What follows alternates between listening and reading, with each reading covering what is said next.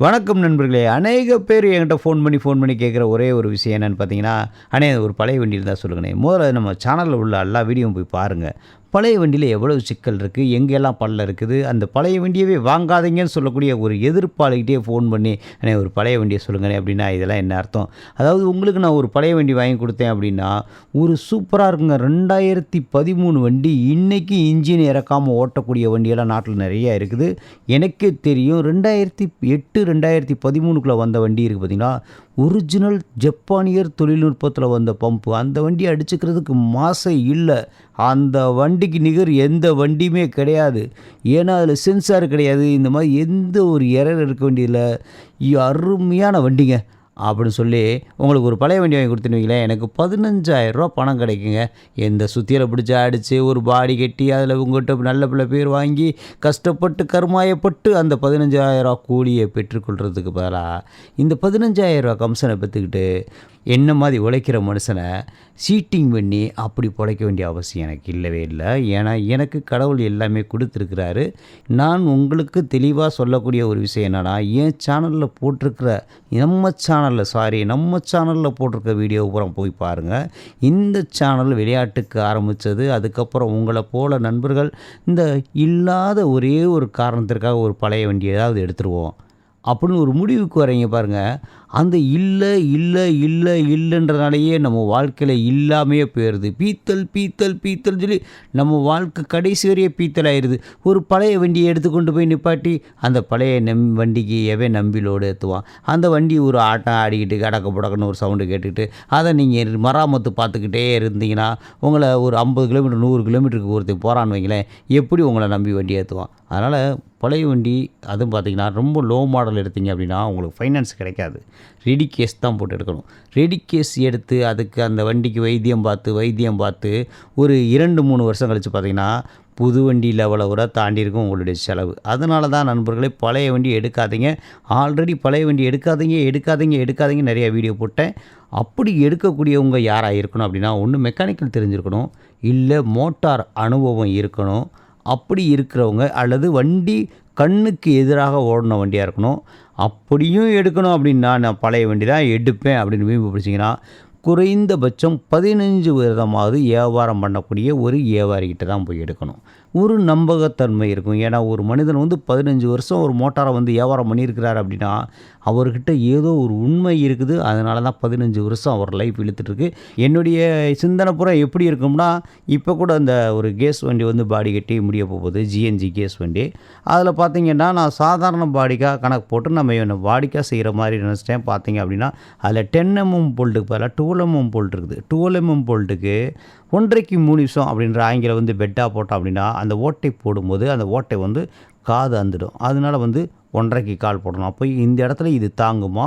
இது தாங்காதா? இப்படி தான் ஓடும். என்ன எத்தனை பேருக்கு தெரியும்னு தெரியல.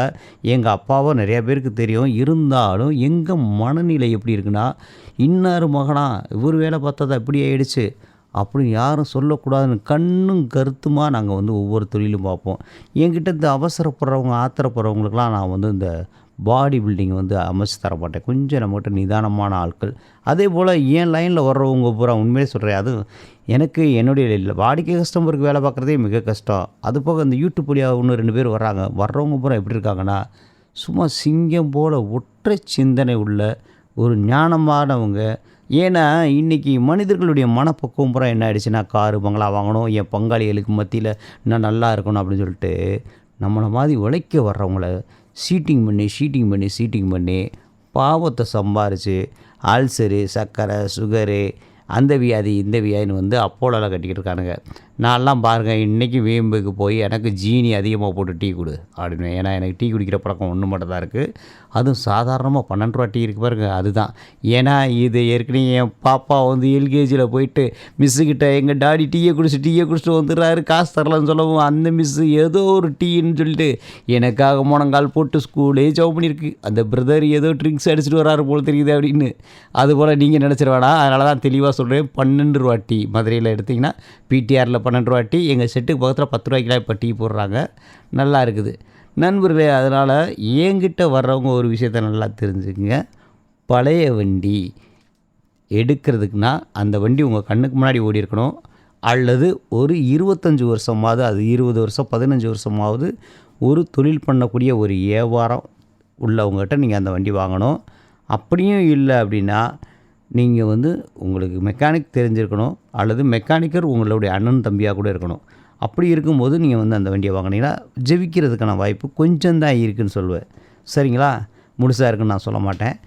ஆனால் புது வண்டி வாங்கிட்டீங்க அப்படின்னா நீங்கள் வண்டி ஓட்ட தெரிஞ்சவரோ தெரியாதவரோ, கஸ்டமரை பிடிக்க தெரிஞ்சவரோ பிடிக்க தெரியாதவரோ யாராக இருப்பினும் உங்களுக்கு ஒரு 4-5 வருஷத்துக்கு மெக்கானிக் தொல்லை வராது. அதே மாதிரி பாடி கட்டுறதுல கவனமாக இருங்க. அந்த பாடி பில்டிங்கில் வெரிஃபிகேஷன் போய் பாருங்கள். அவங்க ஆங்கிள் எப்படி அமைச்சிருக்காங்க, எந்த மாதிரி ப்ளைவுட் போட்டிருக்காங்க, அந்த ப்ளைவுட் வந்து எது லோக்கல் எது ஒரிஜினல் அப்படின்னு சொல்லி வீடியோவை போட்டிருக்கேன், அதை போய் செக் பண்ணுங்கள். அதே மாதிரி நம்ம லோடு என்னன்னு பார்த்துங்க. அந்த லோடுக்கு ஏற்ற மாதிரியான தொட்டி வடிவங்களை உருவாக்கிக்குங்க. இப்போ கம்பி லோடுனா ஓரளவுக்கு டவுன் பண்ணியிருக்கணும். அப்போ தான் அந்த ஒரு அந்தர்ன்றது வந்து 50 கிலோ சென்ட்ரிங் கம்பியை வந்து கட்டாக தான் வச்சுருப்பாங்க. அப்படி கட்டாக வச்சுன்னா அது தூக்கும் போது வளைஞ்சு கொடுக்குற கம்பியை மேலே போடுற அளவுக்கு நல்லா டவுனாக பாடி கட்டணும். அதை கொஞ்சம் கண்டிப்பாக பிடிச்சிங்க. அதாவது தொட்டி போடுறது முதல்ல வந்து எந்த மாதிரியான வண்டி எடுக்க போகிறோம், நம்ம எந்த மாதிரியான லோடு ஓட்ட போகிறோம், அந்த மாதிரியான வண்டிக்கு தொட்டி அமைக்கிறது. இப்போ வந்து பார்த்திங்கன்னா கோழி வண்டிக்குன்னா அதுக்கு ஒரு பாடி அமைப்பு இருக்குது, ஆட்டு வண்டிக்குன்னா அதுக்கு ஒரு பாடி அமைப்பு இருக்குது, வாத்து வண்டிக்குன்னா அதுக்கு ஒரு பாடி அமைப்பு இருக்குது, ஏன் பன்னி வண்டிக்கு அப்படின்னாலும் அதுக்கு ஒரு தொட்டி அமைப்பு இருக்குது, கம்பி ஏற்றுறதுக்கு ஒரு அமைப்பு இருக்குது, அதே மாதிரி உங்களுக்கு சிமெண்ட் ஏற்றுறதுக்கு ஒரு அமைப்பு இருக்குது. அதே நேரத்தில் நம்ம லோக்கல் வர மணலுக்கு ஒரு அமைப்பு இருக்குது. அதாவது டோர் பெருசாக இருக்கும், உள்ள அளவு கொஞ்சமாக பிடிக்கும். அதே மாதிரி செங்கக்கல் ஏற்றுறதுக்கு ஒரு அமைப்பு இருக்குது. அமைப்பு ப்ளஸ் அழகு, அதாவது வெளியில் பார்த்திங்கன்னா ஒரே மாதிரி இருக்கும், ஆனால் உள்ளுக்குள்ளே அதுக்கான ஒரு வலுமுறைகள் இருக்குது. இப்போ மாடு ஏற்ற போகிறீங்கன்னா மாடு எந்த இடத்துல மிதிக்கும், அந்த இடத்துல வந்து அந்த பலகை வந்து உடஞ்சிடக்கூடாது. அதில் பலகை நல்லா இருக்குமா. இப்போ பூரா பார்த்திங்கன்னா இந்த 2mm சீட்டு தான் போடுறோம், 2.5mm 2mm சீட்டு தான் போடுறோம். அது எந்த வண்டிக்கெல்லாம் சீட்டு போட்டால் ஒரிஜினலாக நல்லாயிருக்கும், ஒரிஜினலாக வந்து தகர சீட்டு போட்டால் நல்லாயிருக்குமா, ப்ளைவுட் சீட்டு போட்டால் நல்லாயிருக்குமா அப்படின்ட்டு இருக்குது. இப்படி இப்போ பல தொழிலில் வந்து பல ரகசியங்களும் தெளிவுகளையும் நம்ம வந்து புரிஞ்சுக்கணும் அப்படின்னா நம்ம யூடியூப் சேனலில் இவன் சொல்கிறது உண்மை தானா பொய் தானான்னு கொஞ்சம் உத்து பாருங்கள். அதாவது நாங்கள் வெல்டிங் அடிக்கிறோம் அப்படின்னா வெல்டிங்கில் வந்துட்டு பல வெல்டிங் இருக்குது. இப்போ பார்த்திங்கன்னா இந்த தொழில் சூட்சமத்தை சொல்ல மாட்டாங்க. இப்போ எனக்கு பார்த்திங்கன்னா ஏகப்பட்ட டார்ச்சல் நிறைய பாடி பில்டர்ஸ் எனக்கு ஃபோன் பண்ணிவிட்டு, என்ன நீ தொழிலை காட்டி கொடுக்குற, நீ இன்னார் மகனாக இருந்து, அதுவும் வஞ்சக புகழ்ச்சி, ஒரு நல்ல மனுஷனுடைய மகனாக இருந்து நீ இப்படிலாம் வந்து ஒரு தொழிலை காட்டி கொடுக்குற. அப்படி ஒரு ரெப்ரசன்டேட்டிவ் ஃபோன் பண்ணி, இனிமேல் நான் வண்டி தர மாட்டேன், நீங்கள் ரெப்போ பூரா வந்து வைக்கிறீங்க, இப்படி காட்டி கொடுக்குறீங்கன்னாப்புல. நான் ஒரே வார்த்தை சொன்னேன், நான் டீ கடை வச்சு பிழைக்க போகிறேன், எனக்கு எங்கே ஜீனி வாங்கினா எப்படி நல்லாயிருக்கும், என்ன செய்யணும் எல்லாம் எனக்கு தெரியும். அப்போ நம்ம சிங்கப்பட டைலாக் மாதிரி அடிச்சு விட்டேன்.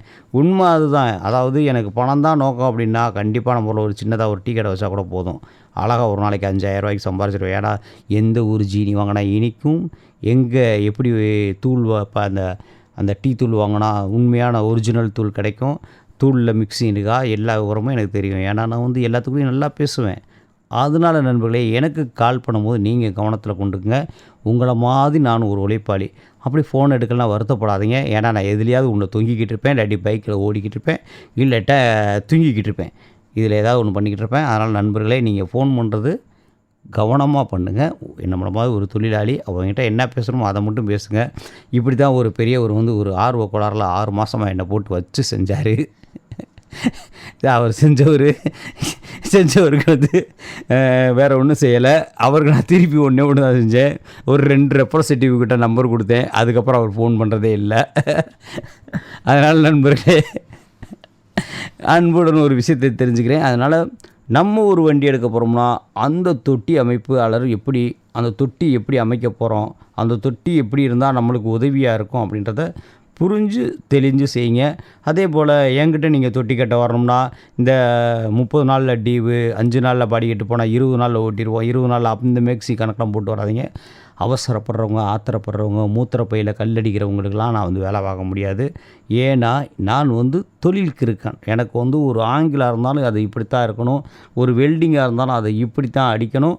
அதே மாதிரி வெல்டிங் அடிக்கிறதுக்கு எந்த ராடில் பற்ற வச்சா அந்த வெல்டிங்கோட தன்மை அதிகமாக இருக்கும் அப்படின்றத தொழில் டெக்னாலஜியெல்லாம் தெரிஞ்சதுனால அதை பிடிவாதமாக கொள்கையாக வச்சுருக்கிறேன். அதனால தான் வேறு லெவல்.